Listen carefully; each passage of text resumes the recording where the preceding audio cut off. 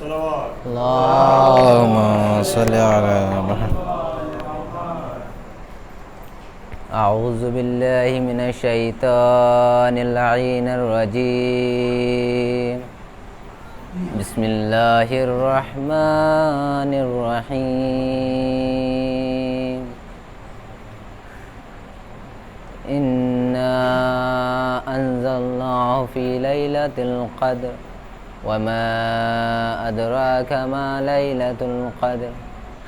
ليلة القدر خير من ألف شهر.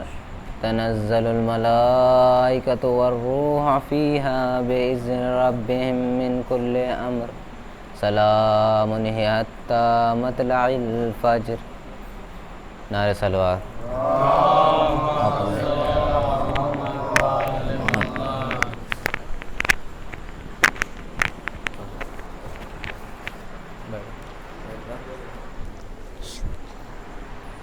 تعجب ہے انہیں بزم بلا اچھی نہیں لگتی. تعجب ہے انہیں بزم بلا اچھی نہیں لگتی. علی کے ذکر کی ٹھنڈی ہوا اچھی نہیں لگتی. ابو طالب کے ٹکڑوں پر پلا ہے دین پیغمبر. مسلمانوں نمک کھا کر دگا اچھی نہیں لگتی. غموں کی بھیڑ میں راستہ بنا کر چلتا ہوں. غموں کی بھیڑ میں راستہ بنا کر چلتا ہوں. علی کا نوکر ہوں سر اٹھا کر چلتا ہوں.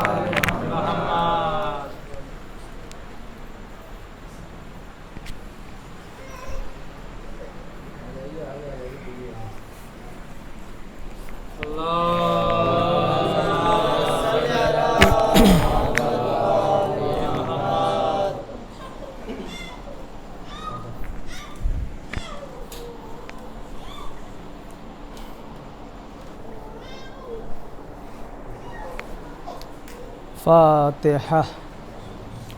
اعوذ باللہ من الشیطان الرجیم. بسم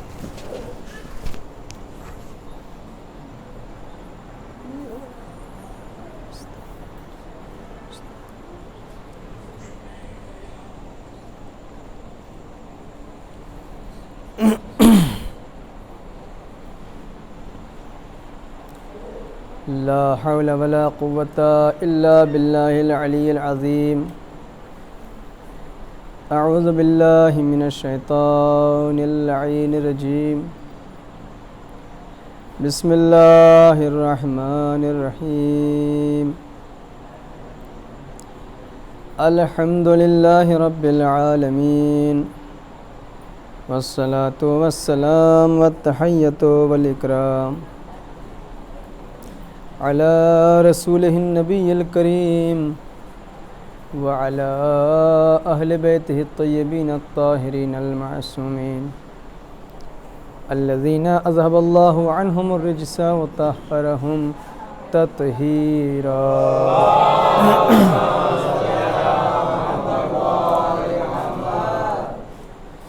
واللعنة الدائمة الباقية على أعدائهم ومنكري فضائلهم وغاصبي حقوقهم أجمعين. أما بعد فقد قال مولانا الإمام الحسين عليه السلام.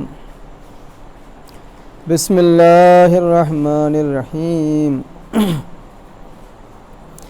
إني لم أخرج أشرا ولا بطرا ولا مفسدا ولا ظالما إنما خرجت لطلب الإصلاح في أمة جدي. أريد أن آمر بالمعروف وأنهى عن المنكر وأسير بسيرة جدي وأبي. صلوات بر محمد وآله.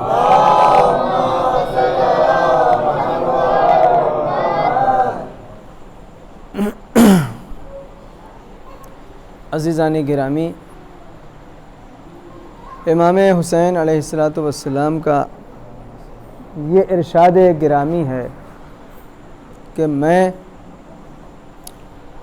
غرور اور تکبر کے لیے نہیں نکل رہا ہوں، ظلم اور فساد کے لیے نہیں نکل رہا ہوں، میں نانا کی امت کی اصلاح کے لیے نکل رہا ہوں، اور میرا ارادہ یہ ہے، میں چاہتا یہ ہوں کہ امر بالمعروف کروں، نہی عن المنکر کے فریضے کو انجام دوں، اور اپنے نانا کی سیرت پر چلوں اور اپنے بابا کی سیرت پر چلوں۔ درود بھیج دے پر محمد و آل محمد۔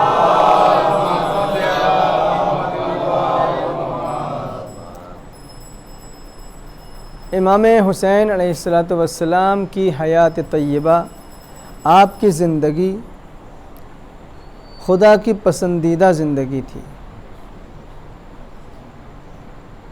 اور جس موضوع کے تحت ہماری گفتگو چل رہی ہے وہ موضوع بھی یہی ہے کہ خدا پسند زندگی۔ ہم لوگ جو زندگی جی رہے ہیں، کیا واقعاً وہ اس لائق ہے کہ اسے کہا جا سکے کہ یہ خدا پسند زندگی ہے؟ کیا واقعاً وہ اس لائق ہے کہ اسے کہا جا سکے کہ یہ حسین کی پسندیدہ زندگی ہے؟ کیا واقعاً اس کو ہم کہہ سکتے ہیں کہ یہ علی اکبر کی پسندیدہ زندگی ہے، جناب زینب سلام اللہ علیہا کی پسندیدہ زندگی ہے؟ ایک سوالیہ نشان ہے ہر ایک کے لیے، سوچنے کا مقام ہے ہر ایک کے لیے۔ اس وقت تک ہماری زندگی خدا پسند زندگی نہیں ہو سکتی جب تک ہمیں یہ نہ پتہ ہو کہ حسین نے کیسے زندگی گزاری، جب تک یہ نہ سمجھ میں آئے کہ علی اکبر نے کیسے زندگی گزاری، جب تک یہ نہیں سمجھ میں آ جائے گا کہ امیر المؤمنین حضرت علی ابن ابی طالب علیہ السلام نے کیسے زندگی گزاری۔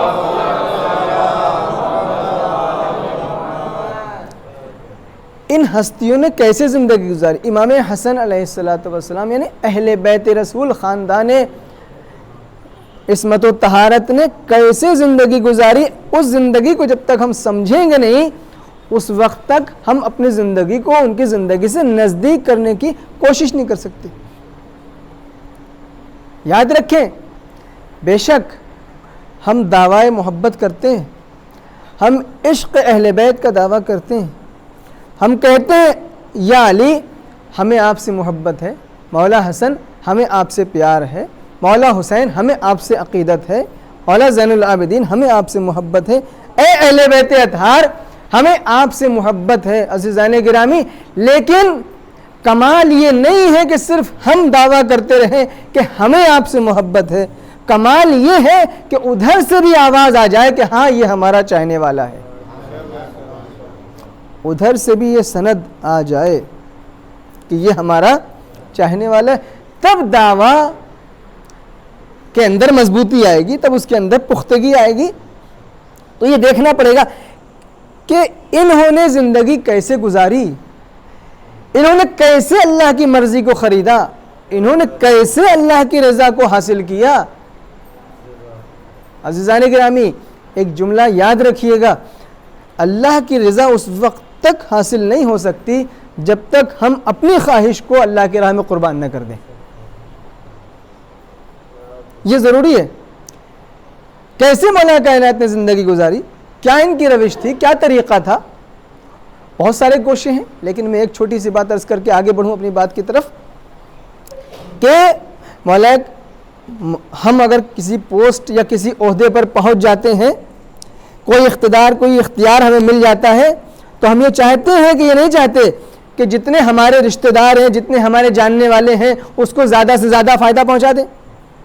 یہ ایک رائج چیز ہے جو ہمارے معاشرے میں دیکھنے میں آتی ہے۔ اگر ہمیں کوئی پوسٹ مل جائے تو ہم سوچتے ہیں سب سے پہلے ان کو فائدہ پہنچے جو ہم سے نزدیک ہیں، جو جتنا نزدیک ہوتا ہے وہ اتنا ہی زیادہ فائدہ اٹھاتا ہے۔ یہ لیکن آپ دیکھیں مولا کائنات حضرت امیر المومنین علی ابن ابی طالب علیہ السلام جب ظاہری خلافت پر فائز ہوئے اور ظاہری خلافت آپ کے ہاتھ میں آئی ہے، تو ظاہر سی بات ہے بیت المال بھی آپ کے ہاتھ میں آیا. بیت المال کا جو آپ نے جو تقسیم بندی کی ہے اس میں سب کا برابر کا حصہ ہے. اور اب آپ دیکھیں جناب عقیل آتے ہیں ایک دن اور کہتے ہیں کہ یا علی آپ تو جانتے ہیں کہ میرے بال بچے زیادہ ہیں, خرچہ میرا زیادہ ہے, تو تھوڑا زیادہ مل جائے گا مجھے, تھوڑا سا رشتہ داری ہے, بھائی بھائی کا مسئلہ ہے. آپ دیکھیں جب یہ مطالبہ کیا ہے جناب عقیل آئے ہیں, دیکھیں یہ ہے اہل بیت کی سیرت, اور یہ مطالبہ کیا کہ کیا ہمیں کچھ زیادہ مل سکتا ہے, تھوڑا سا ہمارا خیال کریے, ہم آپ کے بھائی ہیں, ہمیں تھوڑا بال بچے بھی ہمارے زیادہ ہیں, خرچہ بھی زیادہ, بیت المال سے تھوڑا سا دے دیجئے, تھوڑا سا اٹھا کے دے تو کیا بگڑ جاتا, تو خزانہ اتنا تو کمی زیادہ نہ آ جاتی اس کے اندر. لیکن مولا کائنات نے جواب دیا. وہاں پہ ایک چراغ جل رہا تھا, اس چراغ کو اٹھایا اور چراغ کو لے کر کے جناب عقیل کے جسم کے قریب گئے. جب چراغ قریب پہنچا تو کھال جلنے لگی, آنچ پہنچی, کھال میں تکلیف ہوئی, جلنے لگی. ایک مرتبہ ہاتھ کو کھینچ لیا جناب عقیل نے, یا علی یہ کیا ہے, میں نے آپ سے پیسے مانگے اور آپ مجھے چراغ سے اور آگ سے جلا رہے ہیں. میرے مولا نے فرمایا اے عقیل جب تم اس دنیا کی آگ کو برداشت کرنے کی طاقت نہیں رکھتے ہو تو آخرت کی آگ کو کیسے برداشت کرو. یہ روش ہے. یعنی مولا کائنات نے سمجھایا کہ آخرت تمہارے مد نظر ہونی چاہیے, اللہ کی ذات تمہارے مد نظر ہونی چاہیے. اور ہمارے یہاں کیا, اگر کچھ مل جائے, اگر کوئی عہدہ ہوتا تو جتنے چچیرے ممیرے بھتیجے بھانجے دوست احباب رشتہ دار, ہلو عزیزان گرامی, جب تک ہم اپنی زندگی کو علوی زندگی سے قریب نہیں کریں گے, جب تک اپنی زندگی کو حسینی زندگی سے قریب نہیں کریں گے, ہماری زندگی خدا پسند زندگی نہیں کہی جا سکتی. درود بھیج دے پر محمد و آل محمد.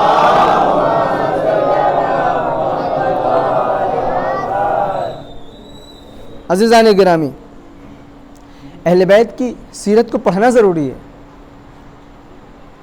اس کو سننا, پڑھنا, اس پہ عمل کرنے کی کوشش کرنا. امام حسین علیہ الصلوۃ والسلام جو ارشاد فرما رہے ہیں, یہ بہت بڑی بات ہے کہ میں اپنے نانا کی سیرت کو زندہ کرنا چاہتا ہوں, میں اپنے بابا کی سیرت کو زندہ کرنا چاہتا ہوں. کیا ہے سیرت ان کی؟ ان کی سیرت تو یہ ہے کہ ان کا برتاؤ دشمن کے ساتھ بھی دشمن والا نہیں ہے, اس لیے کہ یہ تو آئے ہی اس لیے ہیں کہ انسانیت کو ہدایت تک پہنچائیں, سیدھے راستے تک لگائیں. اور انہوں نے اپنے کردار سے ہمیشہ یہ کوشش کی ہے, تلوار سے اسلام نہیں پھیلا ہے, کردار کے ذریعے سے اسلام پھیلا ہے. اگر تلوار کے ذریعے سے پھیلا ہوتا تو کبھی کا ختم ہو چکا ہوتا. نہیں, ہمیشہ. اور یاد رکھیں جو طاقت کردار کے اندر ہو سکتی ہے وہ طاقت تلوار کے اندر نہیں ہو سکتی.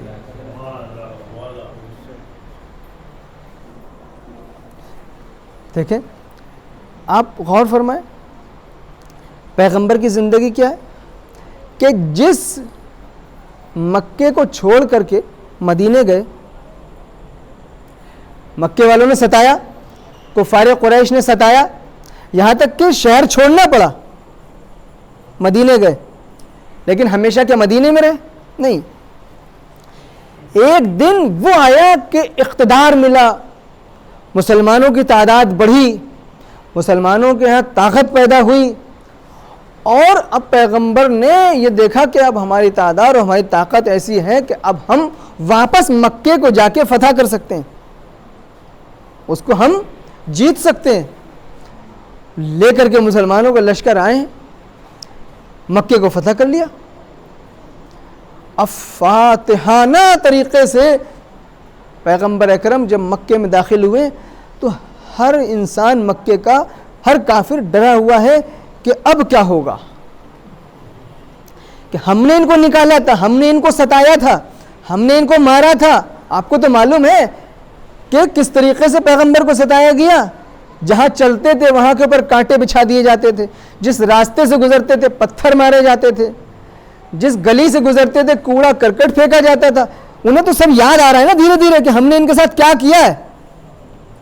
ہم نے ان کے ساتھ کیا کیا ہے؟ اب جو فتح کیا مکے کو اور فاتحانہ داخل ہوئے تو ہر کافر ڈرا ہوا ہے، ہر شخص ڈرا ہوا ہے کہ اب ہوگا کیا، اب ہم سے انتقام لیں گے، اب ہم سے انتقام لیں گے۔ عزیزان گرامی یاد رکھیے، لوگ ڈرے ہوئے تھے کہ رسول اب ہم سے انتقام لیں گے تو ہماری گردنیں اڑا دیں گے، لیکن جب رسول آئے ہیں تو انہوں نے آواز دی ہے آج انتقام کا دن نہیں ہے، آج رحمت کا دن ہے۔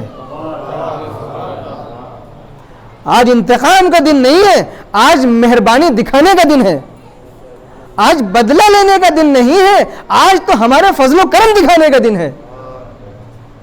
یہ کیا درس ہے؟ یہ کیا درس ہے؟ یعنی تم نے بھلے ہی ہمیں ستایا ہو، وہ تمہارا ظرف تھا، تم نے بھلے ہمارے پاس ظلم کیا ہو، وہ تمہارا ظرف تھا، لیکن ہمارا ظرف یہ نہیں ہے۔ ہمارے یہاں سے اگر کوئی چھلکتی ہے کوئی چیز تو وہ فضل و کرم ہے، ہمارے ظرف سے اگر کوئی چیز چھلکتی ہے تو وہ رحمت ہے۔ لہٰذا آواز دی الیوم یوم المرحمہ، آج کا دن بدلے کا دن نہیں ہے بلکہ رحمتوں کے نازل ہونے کا دن ہے۔ درود بھیج دے پر محمد والے۔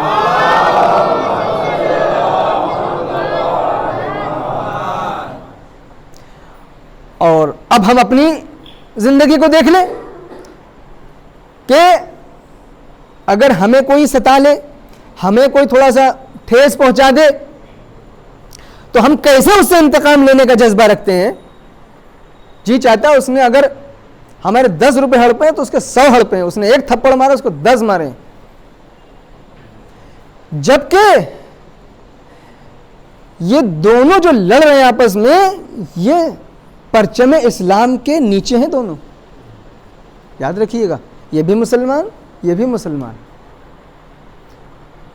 وہاں کے اوپر پیغمبر کی سیرت کیا ہے؟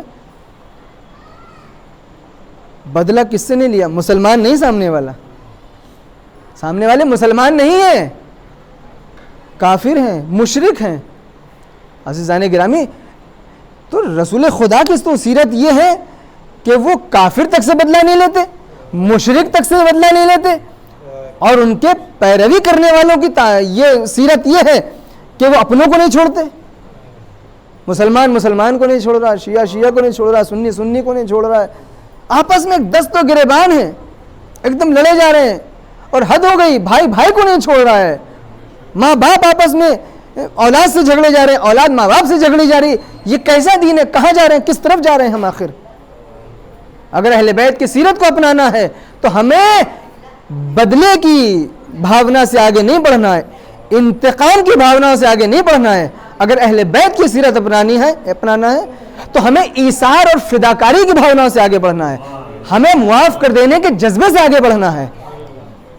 اس لیے کہ اہل بیت کی سیرت انتقام لینا نہیں ہے، اہل بیت کی سیرت تو غلطیوں کو معاف کرنا ہے، خطاؤں کو درگزر کرنا ہے۔ درود بھیج دے پر محمد والے محمد۔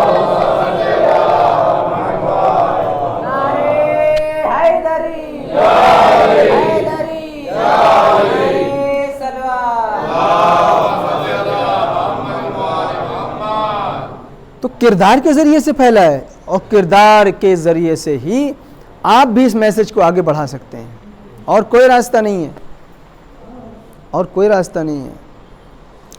مولا کائنات ایک سفر میں تھے، ہم سفر تھا یہودی۔ کون تھا ہم سفر؟ کون ہے؟ آپ بھی جاتے ہیں، جب کسی سفر پہ نکلتے ہیں تو بغل میں کوئی آگے بیٹھ جاتا ہے، بات چیت ہونے لگتی ہے، جان پہچان ہو جاتی ہے، اور پھر پورا سفر ایسے گزرتا ہے بات چیت میں، تم اپنے سناؤ ہم اپنے سنائیں، تم کہو کچھ ہم کہیں، سب ایسے چلتا رہتا ہے معاملہ۔ تو ایسے مولا کائنات ایک سفر پہ جا رہے تھے، ایک ساتھی مل گیا، پتہ چلا وہ ساتھی کون ہے؟ یہودی ہے، مسلمان نہیں ہے، یہودی ہے۔ خیر بات چیت ہونے لگی، انہوں نے کچھ باتیں کی، انہوں نے کچھ باتیں کی، اور پھر ایک جگہ ایسی آئی کہ جہاں سے دونوں کو راستہ الگ ہوتا تھا۔ ایک ایسا پوائنٹ آیا جہاں سے دونوں کی منزل کا راستہ الگ الگ ہوتا تھا، ان کو اس طرف جانا ہے، ان کو اس طرف جانا ہے۔ تو یہودی کو جس طرف جانا تھا، مولا کائنات اپنے راستے پر نہ چل کے یہودی کے پیچھے پیچھے چل دیے، ان کو جانا ہے اس طرف ہے، یہودی کو اس طرف جانا ہے، ہونا تو چاہیے یہاں سے جب ٹرننگ پوائنٹ ہے، ایک ادھر مڑ جائے ایک ادھر مڑ جائے، لیکن والا کائنات اپنے راستے پر نہ مڑ کے اس یہودی کے پیچھے پیچھے چل دیے. تو پتہ تو تھا ہی جب باتیں ہوئی راستے میں کہ آپ کو کہاں جانا ہے، فلاں جگہ جانا ہے. پہلا سوال یہی ہوتا ہے، آپ کہاں جا رہے ہیں؟ فلاں جگہ. آپ کہاں جانا ہے؟ فلاں جگہ. تو دونوں کو پتہ تھا ان کو وہاں جانا ہے، ان کو وہاں جانا ہے. تو یہودی کو یہ خیال آیا کہ یہ ہماری طرف کیوں مڑ گئے، ان کو تو ادھر مڑنا چاہیے، یہ ادھر کیوں گھوم گئے.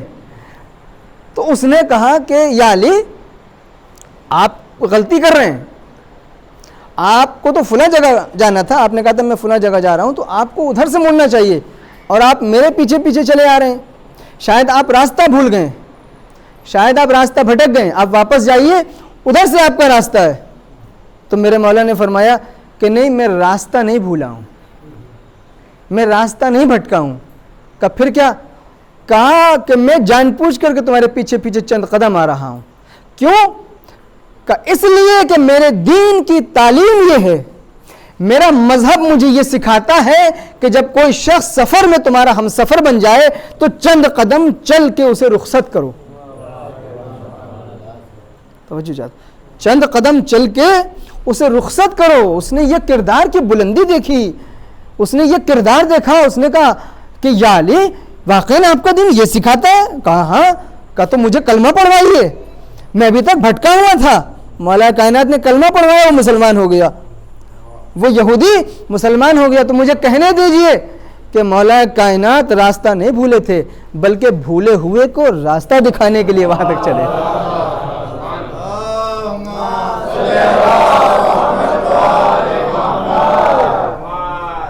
عزیزان گرامی، یہ ہے وہ چیزیں جسے اللہ پسند کرتا ہے، یہ وہ کردار ہے جو خدا کا محبوب کردار ہے، یہ وہ سیرت ہے جو خدا کی محبوب سیرت ہے. اس پہ ہمیں چلنا ہے، اپنے کردار کے اندر وہ خوشبو پیدا کرنا ہے جو اہل بیت اطہار کے کردار سے آتی تھی، وہ پیدا کرنی ہے. اور یقین جانیے آپ سب کر سکتے ہیں اور اس منزل پر ہیں. یہ تو صرف اور صرف باتیں اس لیے ہیں کہ تذکر ہو، یاد دہانی ہو، کیونکہ یہ دنیا ایسی ہے کہ جہاں کے اوپر انسان بھول چوک کا شکار ہو جاتا ہے، بہت ساری چیزیں بھول جاتا ہے. لہٰذا قرآن میں بھی ارشاد ہے کہ بسم اللہ الرحمن الرحیم فذکر ان نفعت الذکریٰ. اے پیغمبر لوگوں کو اچھی باتیں یاد دلائیے، بار بار دہرائیے. تو ان مجلسوں کا مقصد ہی یہ ہے کہ یہاں کے اوپر اس حسین کے فرش کے اوپر بیٹھ کر کے حسین کے کردار کو بیان کیا جائے، حسین کی جو سیرت تھی اسے بیان کیا جائے، اور ہم سب کی یہ ذمہ داری بنتی ہے کہ اس کے اوپر عمل کرنے کی کوشش کریں. یہ جو مولا کائنات امام حسین علیہ السلام کے جملے ہیں کہ میں یہ چاہتا ہوں کہ اسیر بسیرت جدی و ابی، میں اپنے نانا کی سیرت پر چلنا چاہتا ہوں، میں اپنے بابا علی مرتضیٰ کی سیرت کو زندہ کرنا چاہتا ہوں. اس کا مطلب یہ ہے کہ دور ایسا آ گیا تھا کہیں نہ کہیں کہ جہاں کے اوپر محمد مصطفیٰ کی سیرت کو بھلایا جا رہا تھا، جہاں علی مرتضیٰ کی سیرت کو فراموش کیا جا رہا تھا. لہٰذا بہت کوشش کی گئی کہ حسین بیعت کر لیں، بہت کوشش کی گئی کہ حسین کو منا لیا جائے. حسین نے کہا نہیں، میں اپنے جد کے دین کی حفاظت کی خاطر کوئی سمجھوتا نہیں کروں گا، کوئی سمجھوتا نہیں. اگر دین کو خطرہ ہے، بہت کوششیں کی گئی ہیں اور اعلان کیا کہ میں. اب دیکھیں حسین چاہتے تو بڑے آسانی سے اپنی جان بچا لیتے، بیعت کر کے کوئی بھی مصیبت نہ آتی، نہ بچے قتل ہوتے، نہ بیویاں اسیر ہوتی، نہ اولاد قتل ہوتی، نہ اپنے خاندان کے لوگ قتل ہوتے، فاطمہ کا کنبہ نہ اجڑتا. کربلا میں جتنی مصیبتیں ہیں سب رک جاتی ہیں، صرف کیا؟ اگر بیعت کر لیتے تو. لیکن حسین نے آواز دی کہ نہیں، مثلی لا یبایع مثلہ، حسین جیسا یزید جیسے کی کبھی بیعت نہیں کر سکتا، مجھے ہر آزمائش قبول، مجھے ہر امتحان قبول، مجھے ہر قربانی قبول، لیکن میں ظالم کی بیعت نہیں کر سکتا۔ اچھا اس کے بعد دیکھیں آپ، یہاں تک میں نے ایک مجلس میں عرض کیا تھا، بات آگے تو عرض کرتا چلوں، امام نے پھر آگے فرمایا کہ میں کیوں بیعت نہیں کر سکتا۔ مثلی لا یبایع مثلا، حسین جیسا اس کی جیسے کی بیعت نہیں کر سکتا۔ اس کے بعد امام فرماتے ہیں کہ وجہ کیا ہے، ریزن کیا ہے، کیوں نہیں کر سکتا؟ یا اب اللہ ذالک، اس لیے کہ یہ بیعت وہ بیعت ہے کہ جو اللہ کو ناپسند ہے۔ یا اب اللہ ذالک، اللہ کو پسند نہیں ہے، اس کا انکار اللہ کرتا ہے، تو جس چیز کا انکار اللہ کرے اس کا انکار حسین بھی کرتا ہے۔ اس کے بعد فرمایا وَالرَّسُولُ، خالی اللہ کو ناپسند نہیں ہے یہ بیعت، اس کے رسول کو بھی ناپسند ہے۔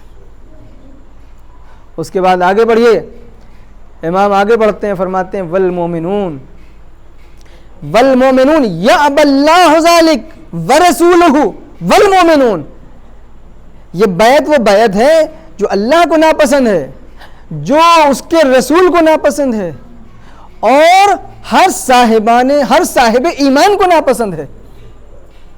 عزیزان گرامی، جب ایک عام مومن کو یہ بیعت ناپسند ہے تو جو کل ایمان کا بیٹا ہو وہ کیسے بیعت کر سکتا ہے؟ آواز دی یا اب اللہ ذالک والرسولہ والمومنون، اللہ کو ناپسند، اس کے رسول کو ناپسند اور مومنین کو ناپسند۔ اس کے بعد کا جو بات یہی نہیں رکی ہے، اس کے بعد میرے مولا آگے بڑھتے ہیں، فرماتے ہیں دیکھیں وَحُجُورٌ طَابَتْ، وَحُجُورٌ طَابَتْ، اور یہ بیعت، اللہ اللہ ہماری جانیں قربان ہو جائیں، اللہ کو ناپسند، رسول کو ناپسند، ہر صاحب ایمان کو ناپسند۔ وَحُجُورٌ طَابَتْ، اور جن پاکیزہ گودیوں میں حسین پلا ہے ان گودیوں کا تقاضا یہ ہے کہ یہ بیعت نہ کی جائے۔ یعنی حسین یہاں کے اوپر صرف اپنے کردار کو بیان نہیں کر رہے ہیں بلکہ اپنی ماں فاطمہ الزہرا کی کردار کو بھی بیان کر رہے ہیں ساری۔ اب آپ دیکھیں، اب آتے ہیں آگے، بڑھ جائیے، بات آگے بڑھاتے ہیں بات کو۔ اب یہ اعلان کس نے کیا؟ انکار بیعت کی جو وجہ مولا نے بیان کی وہ یہ ہے، یہ اعتراف اور یہ اعلان امام حسین کا ہے کہ میں اس لیے بیعت نہیں کرتا، اس لیے کہ وہ حجور طابت، جن پاکیزہ آغوش میں، جن پاکیزہ گودیوں میں حسین کی پرورش ہوئی ہے، بھلا وہ یہ اس نجس اور اس فاسق اور فاجر کی بیعت۔ اب آئیے قاتل اور دشمن کا اقرار اور اعتراف دیکھیے۔ یہ حسین نے اعلان کیا انکار بیعت کا، ایک اعلان دشمن نے کیا ہے۔ توجہ چاہتا ہوں، کربلا کے میدان سے عمر سعد نے خط لکھا ہے اپنے سردار کو، یزید کو، اس لیے کہ پہلا جو زور ہے وہ اس بات پہ ہے کہ حسین سے بیعت لو، پہلا زور یہ ہے بیعت لو۔ یہ جو پانی بند کیا گیا کہ پیاس کا غلبہ پڑے گا، پریشانیاں پیدا ہوں گی تاکہ شاید جھک جائیں، لشکر پہ لشکر آ رہے ہیں، دہشت بنائی جا رہی ہے، فوجی چھاونیاں بنائی جا رہی ہیں کہ شاید اب دہشت میں آ جائیں، اب روب دبدبے میں آ جائیں، اب شاید چینج ہو جائیں، بار بار بیعت بیعت بیعت۔ لیکن یہاں سے جو خط لکھا ہے عمر سعد نے، اس کا جملہ یہ ہے کہ ان الحسین لا یبایع، اے یزید ہم نے ساری کوششیں کر کے دیکھ لی لیکن نتیجہ یہ ہے کہ حسین بیعت کرنے والے نہیں ہیں۔ اللہ اللہ، حسین بیعت کرنے والے نہیں ہیں۔ ہم نے کوششیں کر کے دیکھ لی، ہم نے پانی بند کر کے دیکھ لیا، ہم نے ڈرا کے دیکھ لیا، دھمکا کے دیکھ لیا، لیکن نتیجہ یہ ہے کہ حسین بیعت نہیں کریں گے۔ اس کے بعد ایک عجیب و غریب جملہ لکھا ہے اسی نے، عمر سعد نے، یہ دشمن کا اقرار ہے، حسین تو بتا چکا میں بیعت نہیں کروں گا، دشمن کا اقرار ہے دشمن کے لیے۔ اس نے لکھا ہے کہ حسین بیعت نہیں کرنے والے۔ اس کے بعد وہ وجہ بھی لکھتا ہے، اس کے بعد وہ لکھتا ہے عمر سعد کہ ان الحسین لا یبایع، یاد رکھو حسین بیعت نہیں کریں گے، لأن نفس ابیہ بین جنبیہ، اور وجہ یہ ہے کہ حسین بیعت نہیں کریں گے کیونکہ حسین کے پہلو میں علی کا دل پایا جاتا ہے۔ نعرے حیدری، نعرے حیدری، نعرے صلوات۔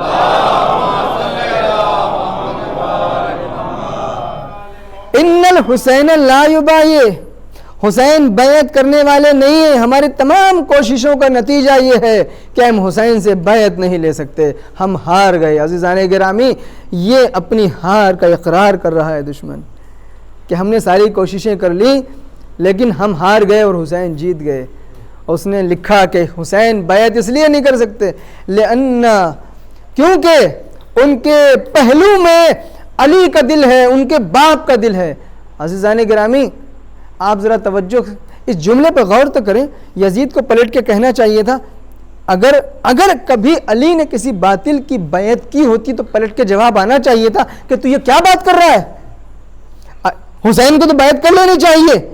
لیکن دشمن کا یہ لکھنا کہ حسین اس لیے بیعت نہیں کر رہے کہ ان کے پہلو میں علی کا دل ہے، اور ادھر سے کوئی جواب نہ آنا اس بات کی علامت ہے کہ آج نہ حسین نے کسی باطل کی بیعت کی، نہ کل کسی باطل کی علی نے بیعت کی۔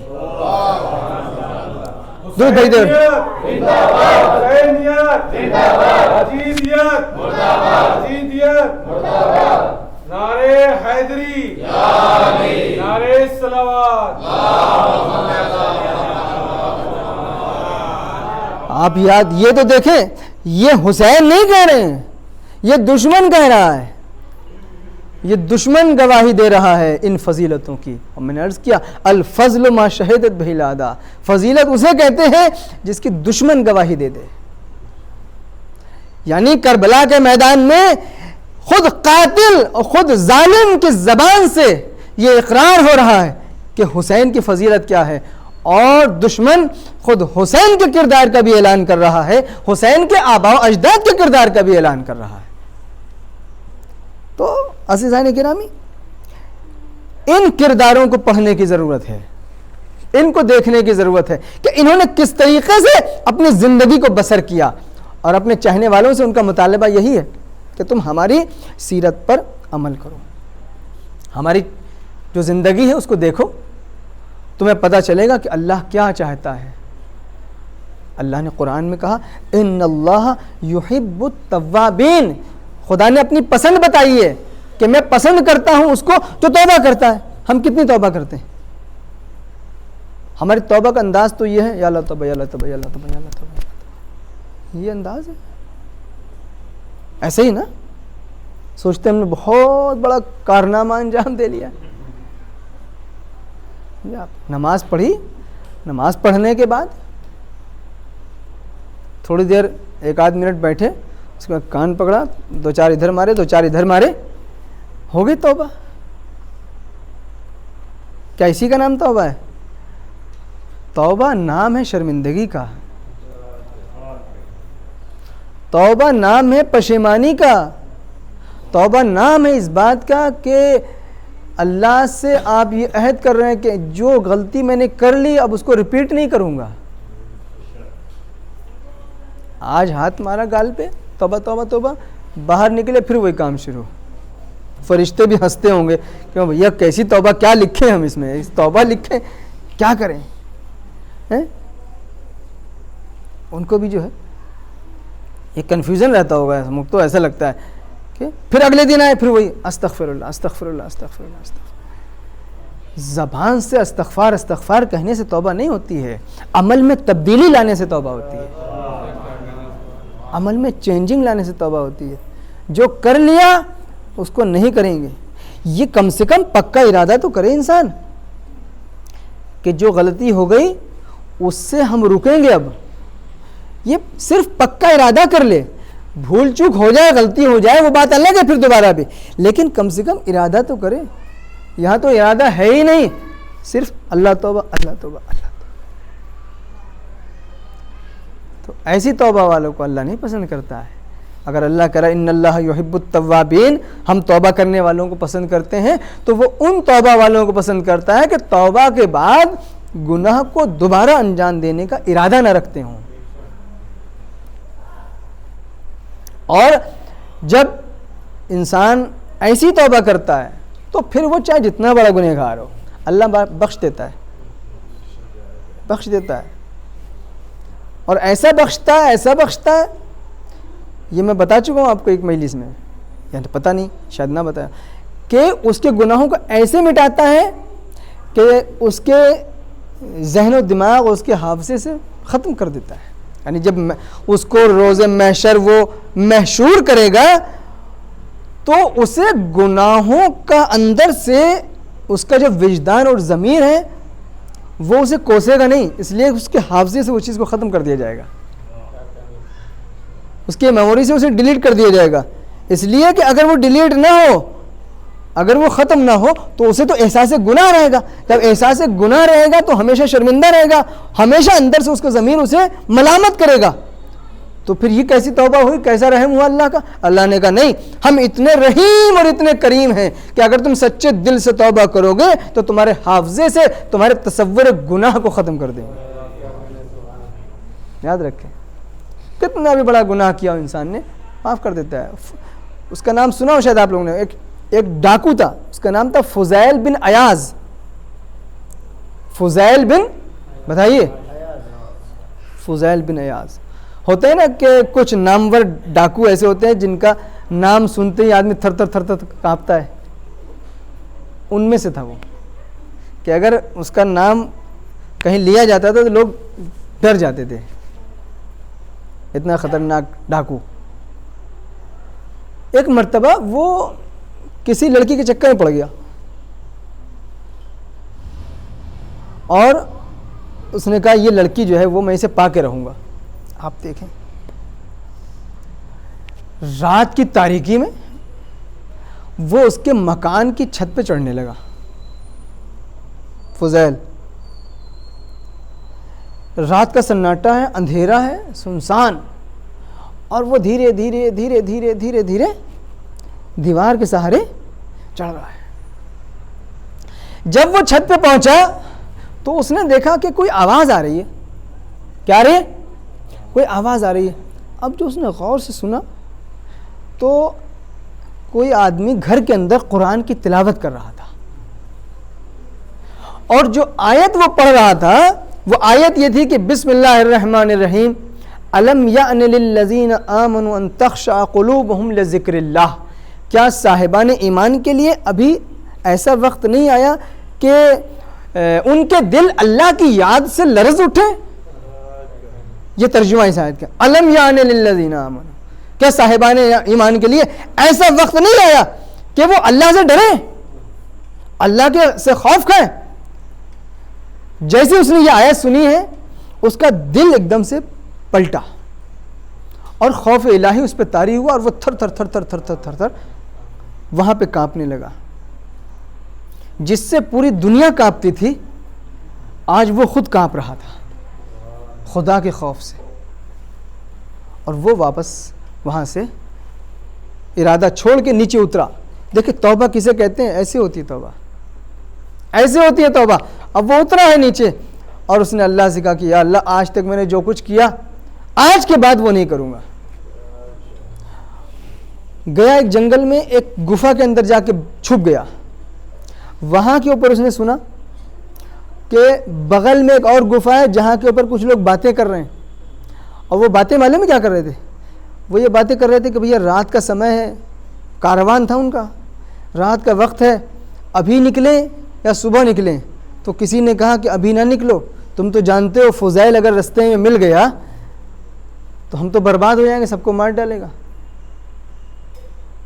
وہ اندر سے اور لرزا کہ میں کیسا انسان ہوں کہ میری وجہ سے مخلوق خدا خوف کی زندگی گزار رہی ہے۔ یاد رکھیے گا، میں کیسا انسان ہوں جس کی وجہ سے اللہ کی مخلوق خوف کی زندگی گزار رہی ہے۔ ہمارے درمیان سوچنے کی بات ہے، ہوتے ہیں بہت سارے لوگ آج بھی معاشرے میں ہیں کہ جن سے لوگ ڈرتے ہیں۔ ایسے نہ بنیے کہ لوگ آپ سے ڈریں، بلکہ ایسے بنیے کہ لوگ شوق میں آپ کے پاس آئیں. مولا کائنات نے فرمایا نا کہ زندگی ایسے گزارو کہ اگر زندہ رہو تو لوگ تم سے ملنے کی تمنا کریں اور اگر تم چلے جاؤ تو تمہارے اوپر آنسو بہائیں. کردار کے اندر وہ کشش اور وہ جاذبیت پیدا کرو. بہت سے لوگ ہوتے ہیں کہ ان سے منہ نہیں لگاتے ہیں, ان کو معلوم ہے کہ اگر ہم نے ان سے کچھ بات کی, یہ منہ پھٹ آدمی ہے, پتہ نہیں کیا بول دے, ہماری عزت اتر جائے, ہمیں ذلیل کر دے. تو ڈریے اس دن سے کہ لوگ آپ سے ڈر کے جئیں. اس نے جب یہ سنا کہ لوگ مجھ سے ڈر رہے ہیں تو ایک مرتبہ اس نے کہا کہ یا اللہ میں تیری بارگاہ میں توبہ کرتا ہوں. اس کے بعد وہ شخص اتنا متقی, اتنا پرہیزگار بنا کہ اس کے کلمات حکمت اور کلمات نصیحت بن کے لوگوں میں مشہور ہو گئے. اس واقعے سے ہمیں سبق کیا ملتا ہے؟ آپ یہ دیکھیں, اس کو ہدایت ملی کہ نہیں ملی؟ اس کو اللہ نے توفیق دی کہ نہیں دی؟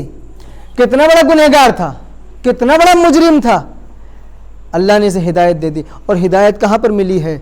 جب یہ گناہ کے ارادے سے چھت پہ چڑھا تھا. توجہ چاہتا ہوں, یہ گناہ کے ارادے سے چھت پہ چڑھا ہے. عزیزان گرامی, جو خدا گناہ کی وجہ سے چھت پہ چڑھنے والے کو ہدایت دے سکتا ہے, توجہ چاہتا ہوں, وہ شخص جو حالت گناہ میں ہے اس کو ہدایت مل سکتی ہے. تو اگر ہم فرش عزائے حسین پہ آ کر کے اللہ سے ہدایت مانگیں,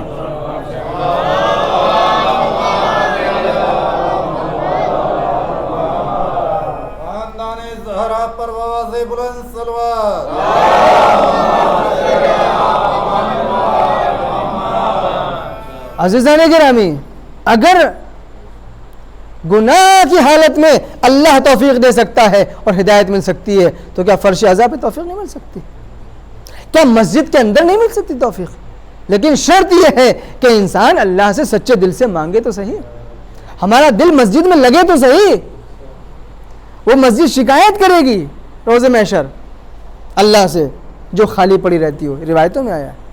وہ عالم دین پہ شکایت کرے گا کہ جو موجود ہو اور لوگ اس سے استفادہ, حدیث ہے.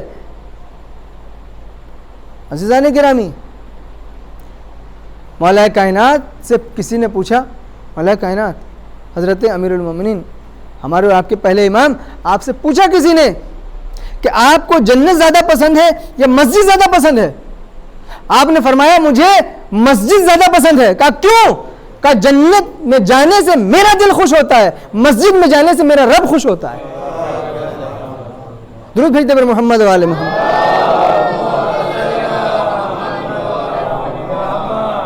جب آپ اللہ کے ہو جائیں گے تو اللہ آپ کا ہو جائے گا. ہم یہ سمجھتے ہیں کہ پہلے اللہ ہمارا ہو اس کے بعد ہم دیکھیں گے, کچھ سوچیں گے. نہیں, یہ اصول آپ الٹا سے لے کے چل رہے ہیں. آپ پہلے اللہ کے ہو کے دکھائیں, آپ پہلے خدا کے ہو کے دکھائیں, کچھ کر کے تو دکھائیں اللہ کے لیے, ہلکا پھلکا کچھ تو کریں. ہر چیز میں تو ریاکاری اور شہرت اور پتہ نہیں کیا کیا مکس رہتا ہے. یہ ملاوٹی چیزیں اللہ کے یہاں کیا اثر دکھائیں گے؟ کچھ نہیں. آپ ملاوٹی چیز پسند کرتے ہیں؟ کوئی نہیں پسند کرتا ہے. آج کل دیکھیے ہر انسان اصلی چیز کے چکر میں, آپ کہیں شہد لینے چلے جائیے آپ کو اصلی نہیں ملے گا. ملے گا؟ گھی اصلی آپ کو چاہیے, دودھ اصلی آپ کو چاہیے. دودھ والا لے کے دودھ آتا ہے, اس سے لاکھ پوچھیے بیٹا اس میں کچھ ملایا ولایا کہ نہیں, اللہ توبہ اللہ توبہ اللہ توبہ. کیسی بات کریں مولوی صاحب, سمجھ رہے ہیں؟ بہت سے لوگ تو ہم نے یہ بھی سنا ہے مولانا صاحب آپ کو کیا معلوم, اب آج کل دودھ میں پانی تھوڑی ملایا جاتا ہے, پانی میں دودھ ملایا جاتا ہے. سمجھ رہے ہیں آپ؟ تو آپ کو اگر اصلی چیز نہ ملے تو آپ کو پسند نہیں, گھی آپ کو پسند نہیں, شہد آپ کو پسند نہیں یعنی ملاوٹی, دودھ آپ کو پسند نہیں ملاوٹی. عزیزان گرامی, یہ انسان ہے کہ جسے ملاوٹی چیزیں پسند نہیں ہیں, اور اللہ کی بارگاہ میں جتنا بھیج رہا ہے وہ سب ملاوٹی بھیج رہا ہے. نماز وہ ملاوٹی, روزے وہ ملاوٹی, مجلس ماتم صدقہ خیرات مدد یتیم سب ملاوٹی. تو خدا آواز دیتا ہے, ارے بندے میرے, جب تجھے ملاوٹی چیز پسند نہیں ہے تو میں نے تجھے پیدا کیا ہے, مجھے کیسے ملاوٹی چیز پسند ہو سکتی ہے؟ میں ایک مثال دیتا ہوں, یاد آ گئی مجھے, یہاں پہ سن لیجئے. فرض کریں, دیکھیں کیسے انسان ملاوٹی چیز سے نفرت کرتا ہے. یہ تو ہم نے آپ کو کھانے پینے کی چیزوں کی مثال دی، ہم آپ کو سلام کی مثال دیتے ہیں. فرض کریں یہ ہمارے نجمی بھائی ہیں، دل پہ نہ لیجیے کہ مثال ہے، سمجھ رہے؟ درود بھیج دے اور محمد والے محمد.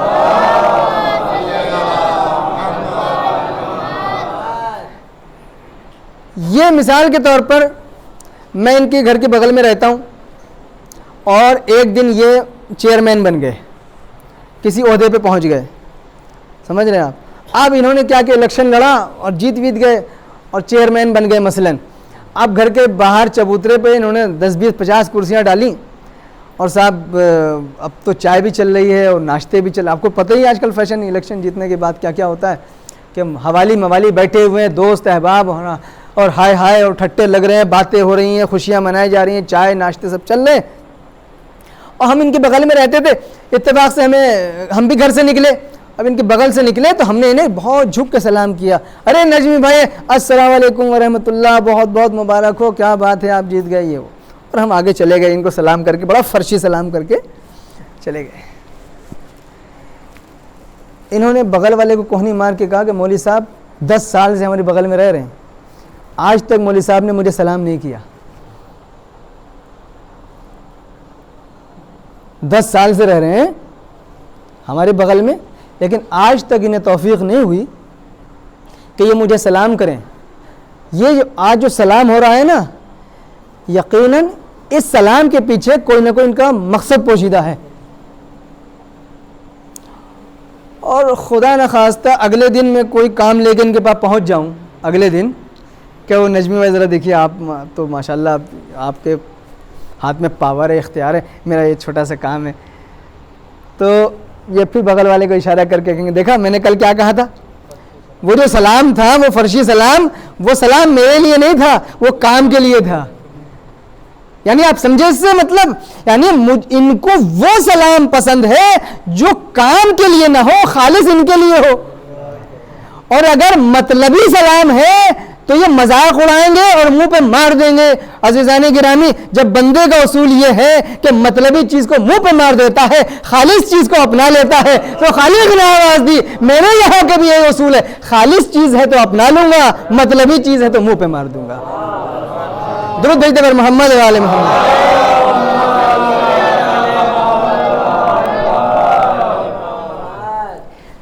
تو یہ اللہ کی جو پسندیدہ چیزیں ہیں وہ یہ ہیں. البتہ معاشرہ تھوڑا سا دور ہوتا جا رہا ہے، لیکن انہی مجلسوں کے طفیل میں انشاءاللہ امید ہے کہ ترقی آئے گی اور اسی طریقے سے انسان اسی فرش اعضاء سے یہ عزم مصمم کر کے اٹھے گا کہ ہمیں حسینی کردار اپنانے کی توفیق دے اللہ، علوی کردار اپنانے کی توفیق دے اللہ. حسین نے سب کچھ اسی لیے برداشت کیا کہ نیکیاں عام ہو جائیں، اچھی باتیں عام ہو جائیں.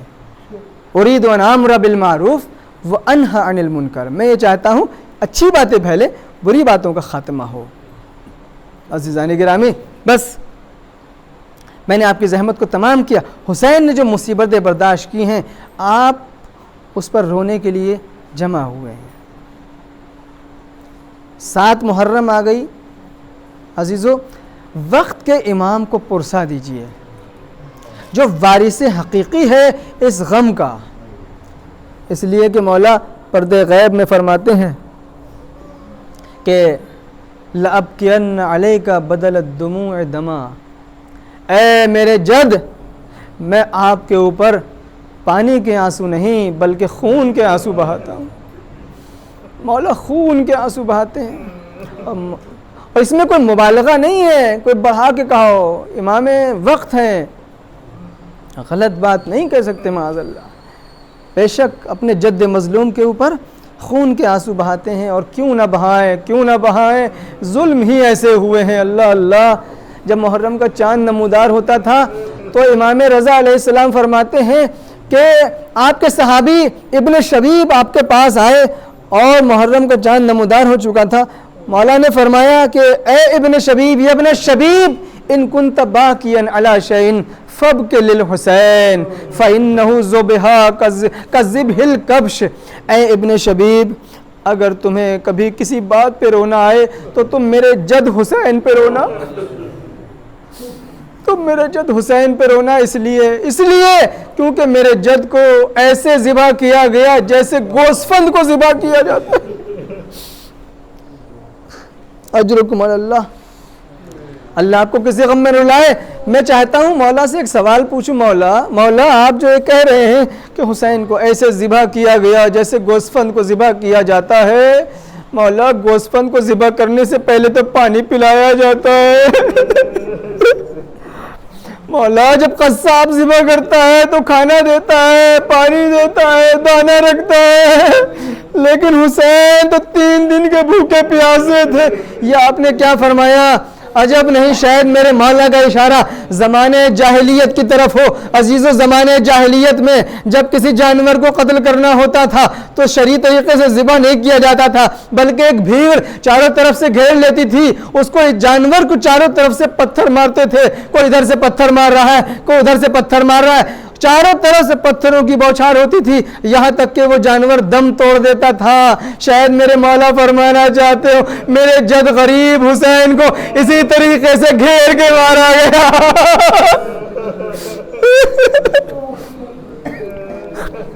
اسی طریقے سے گھیر کے مارا گیا۔ دشمنوں نے چاروں طرف سے گھیرا، کوئی تلوار سے مارتا تھا، کوئی تیر سے حملہ کرتا تھا، جس کے پاس کچھ نہیں تھا وہ جھولیوں میں پتھر بھرے ہوئے تھا۔ اجرکم علی اللہ۔ بس عزیزو، میں نے آپ کی زحمت کو ختم، جناب قاسم کا تذکرہ کرنا چاہتا ہوں، یتیم حسن کا تذکرہ کرنا چاہتا ہوں۔ جناب حسن کی نشانی ہے جناب قاسم۔ جب شب عاشور آئی ہے تو مولا حسین نے اپنے سارے چاہنے والوں کو جمع کیا، اور جمع کرنے کے بعد ایک خطبہ ارشاد فرمایا، اور فرمایا کل سب کو قربان ہونا ہے، کل ہر ایک کو قربان ہونا ہے، کل ہر ایک کی قربانی پیش کی جائے گی۔ اکبر تم بھی مارے جاؤ گے، عباس تم بھی مارے جاؤ گے، اور محمد کل تم بھی شہید کر دیے جاؤ گے۔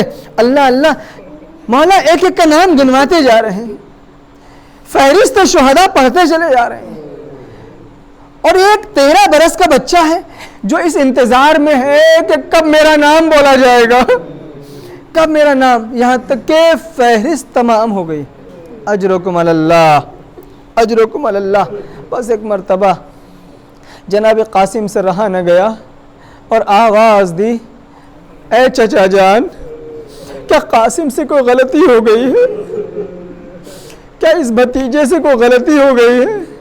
کہا نہیں میرے لخت جگر، تم سے غلطی نہیں ہوئی ہے۔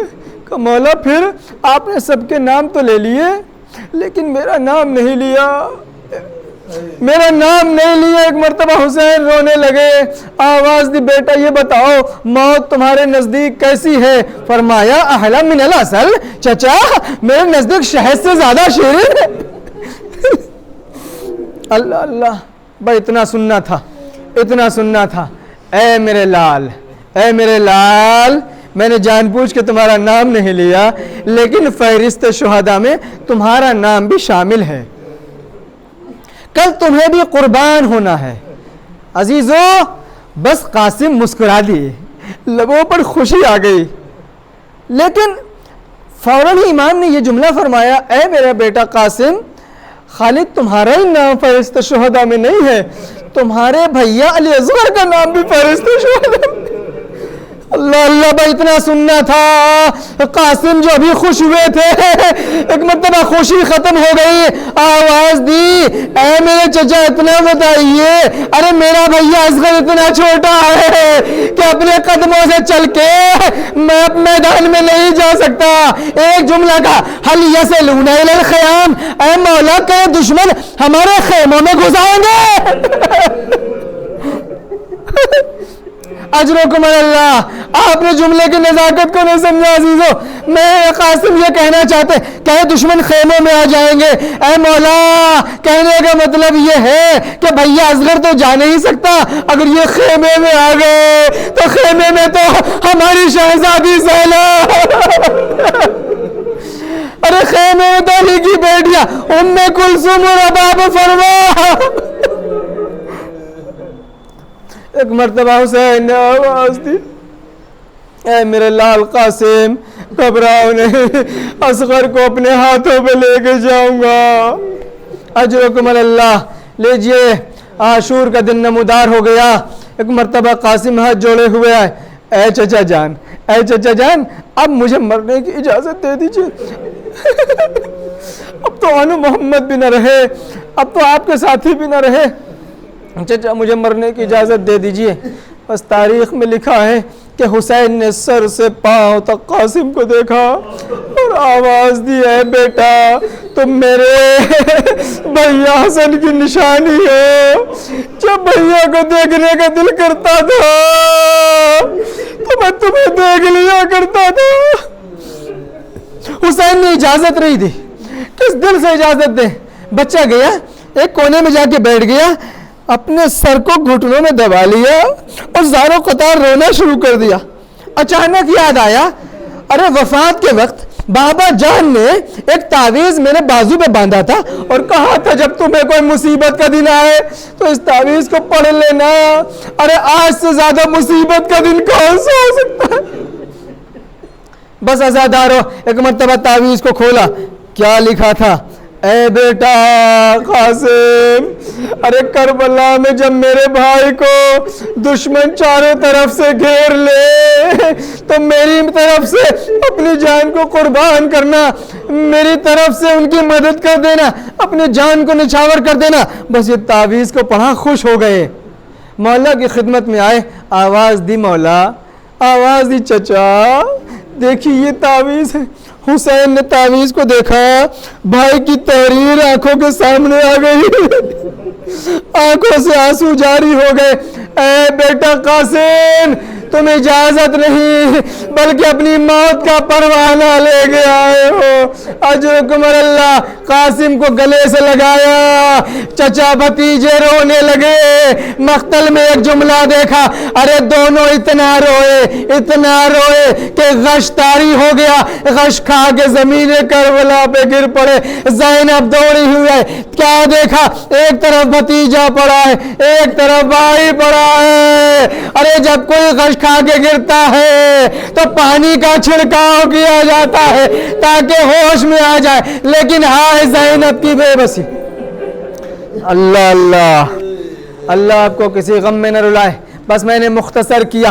قاسم میدان میں پہنچے، وہ لڑائی کی ہے کہ دشمن کو یاد آ گیا کہ خاندان بنی ہاشم کے شیر کیسے لڑا کرتے ہیں.